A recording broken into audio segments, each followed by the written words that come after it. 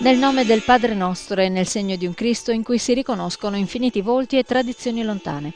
Cugini di fede i cristiani del Medio Oriente, cugini che poco conosciamo e che a Padova sono protagonisti di una mostra itinerante, suggestiva e rigorosa. Il suo titolo è Abana, Padre Nostro, e ad ospitarla fino al 16 marzo sono gli spazi del Centro Universitario di Via Zabarella. Pochi giorni per permettere a ciascuno di noi di allargare lo sguardo e costruire una sensibilità più consapevole intorno a modi diversi di essere cristiani, ma non per questo meno significativi.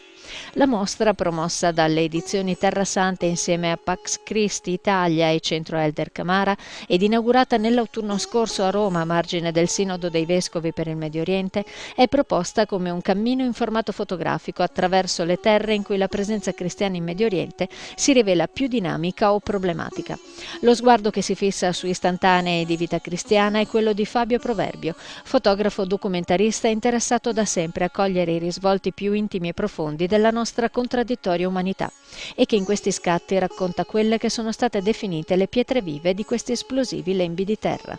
Una delle cose che la Custodia dice sempre, la Custodia di Terra Santa è promotrice di questa mostra, è che i cristiani di Terra Santa non si conoscono. Noi immaginiamo che in Terra Santa ci siano i musulmani, oppure in Israele ci siano gli ebrei. In realtà i cristiani sono una presenza viva, presente, autoctona, che c'è da sempre, da secoli, da quando è nato ed è morto e risorto Gesù Cristo. Per cui il fatto di non sapere neanche come questa chiesa originaria viva, esista, è un peccato per certi versi e non aiuta questi cristiani che sono in minoranza, sono in difficoltà. Quindi la prima cosa importante è conoscerne la presenza, sapere chi sono, quanti sono, e in questo modo li aiutiamo. Testimoni di fede fin da prima che l'islamismo diventasse egemonia nelle terre che conservano il ricordo dei passi di Cristo, i cristiani del Medio Oriente si rivelano negli scatti di questa mostra componenti molto vivaci di società in cui costituiscono indubbiamente una minoranza, anche se questo termine richiede per loro una precisa ed articolata spiegazione. Credo che bisognerebbe chiarire la parola minoranza con alcuni aggettivi. Il primo sicuramente è che i cristiani nel vicino Oriente non sono minoranza etnica, nel senso che i cristiani sono originari del vicino Oriente, il cristianesimo si è diffuso ben prima che arrivasse l'Islam, per cui non siamo davanti a un gruppo particolare arrivato successivamente. I cristiani nel vicino Oriente sono la cultura, sono la lingua araba, con tutto quello che questo significa. Sono in secondo luogo in effetti una minoranza numerica e se ci spaventa il fatto che i cristiani siano esposti veramente alla tragedia della sparizione, non ci dovrebbe inquietare meno il fatto che la loro sparizione eventuale possa diventare una tragedia anche per il mondo musulmano, che in quel contesto geografico perlomeno non sarebbe più tenuto, non sarebbe più capace, non avrebbe più lo stimolo di vivere il confronto con le minoranze di tipo linguistico, di tipo etnico, di tipo di altro genere geografico. Sarebbe un impoverimento per tutto il Medio Oriente la mancanza dei cristiani.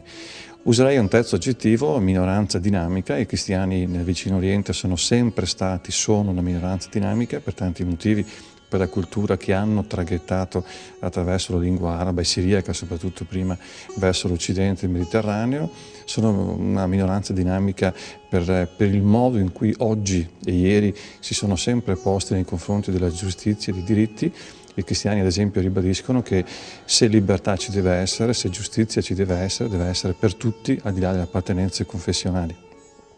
Sono minoranze dinamiche anche perché hanno cercato, e in questo sono uno stimolo per il mondo musulmano, di venire a contatto intelligente con la modernità. Mettere insieme fede, storia, ragione non è compito semplice, né per i musulmani né per i cristiani. In questi possono essere anche uno stimolo reciproco. Da ultimo direi sono una minoranza dinamica anche perché i cristiani di altro rito, di altra lingua, di altra tradizione rispetto al mondo latino a cui siamo abituati in Europa, sicuramente sono uno stimolo a ricomporre quella cattolicità, quella universalità della Chiesa che molto spesso oggi ci manca.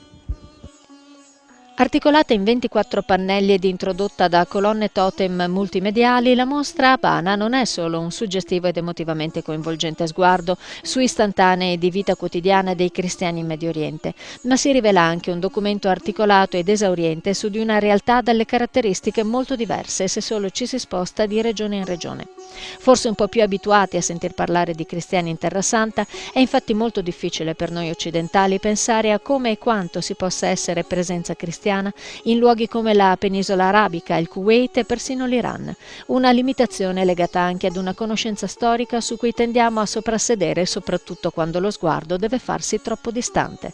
La storia di questa comunità è estremamente complessa ed è una storia anche di grandi divisioni. Non si tratta di un'unica chiesa come noi pensiamo in Europa, la chiesa cattolica e magari rapporta alla divisione protestante, ma si tratta di moltissime chiese che hanno ciascuna una microstoria che va preservata. Si tratta di chiese che si sono allontanate o magari si sono riunite poi alla confessione romana, latina, ma spesso sono chiese che si sono rese autonome ancora nel V secolo, dopo il concilio di Efeso, dopo il concilio di Calcedonia, chiese che hanno una tradizione teologica molto particolare, può essere di tipo monofisita, di tipo difisita, sono estremamente complesse, hanno riti che utilizzano lingue che per noi rimandano a concetti molto strani, l'aramaico, il copto, l'etiopico, l'armeno, l'arabo. Esistono evangeliari arabi ancora altrettanto antichi dei primi Corani che noi conosciamo, quindi si tratta di una cultura, di un retaggio estremamente complesso e che come tale ha bisogno di una conoscenza approfondita per non essere in qualche modo svilito, perché i cristiani del Medio Oriente tengono moltissimo alla loro specifica identità, che è spesso un'identità ormai magari piccola e minoritaria, ma è molto importante, che è una tradizione anche spirituale, artistica, culturale, lunghissima, 16 secoli, 16, 17, 18 secoli. Una storia antica dunque che chiede la nostra attenzione alla scoperta di una presenza fortemente radicata che ha conosciuto destini diversi nelle diverse zone del Medio Oriente. E proprio attraverso i pannelli è questa presenza che si racconta con numeri capaci di parlare da soli, come quelli di un Iran dove i cristiani sono ormai razza in via d'estinzione, con appena uno 0,15% di presenze. Di gran lunga differente la situazione nella penisola arabica e in Kuwait, dove l'immigrazione di indiani e filippini soprattutto ha portato la quota dei cristiani a sfiorare i 6 punti percentuali, con i cattolici attestati intorno al 4%. Una presenza sempre più consistente ma non autoctona, a differenza di quella che si registra nei più noti luoghi della Terra Santa, dove i cristiani oscillano tra i 2 e i 3 punti percentuali, valori ridotti di metà quando ci si riferisce alla presenza cattolica.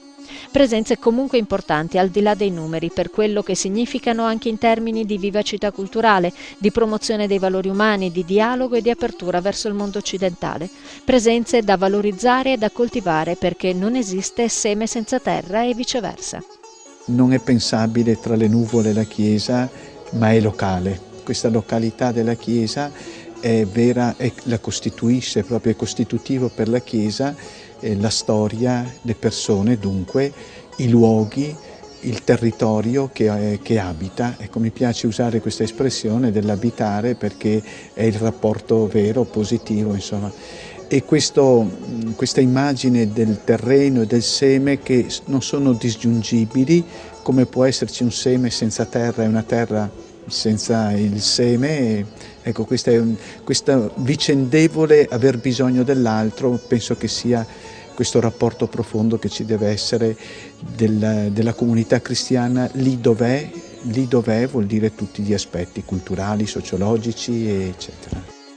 In questa mostra, in cui si racconta la realtà di 7 diverse chiese cristiane in Medio Oriente e della custodia di Terra Santa, che pur non essendo chiesa è comunque provincia religiosa non meno significativa, ci sono tutte le chiavi di lettura per permettere alla nostra sensibilità di allargare i suoi confini e di abbracciare in un solo sguardo una terra non poi così lontana geograficamente e soprattutto molto vicina a noi spiritualmente. Una lezione profondamente umana che si offre a chiunque abbia sete di conoscenza. È aperta a tutti questa mostra, in particolare secondo me però è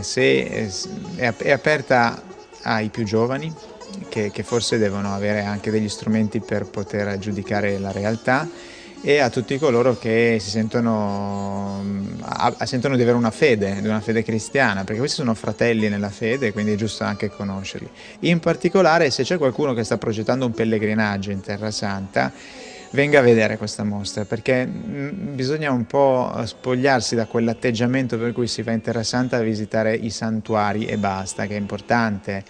Ma questi sono i discendenti di quei cristiani che per primi hanno seguito il Signore, ecco, e sono rimasti sempre lì, e quindi sapere come vivono nella terra del Signore oggi questi cristiani è fondamentale, se no diventa un museo, e se la Terra Santa diventa un museo perde lo spirito e non è quello che vuole nessuno.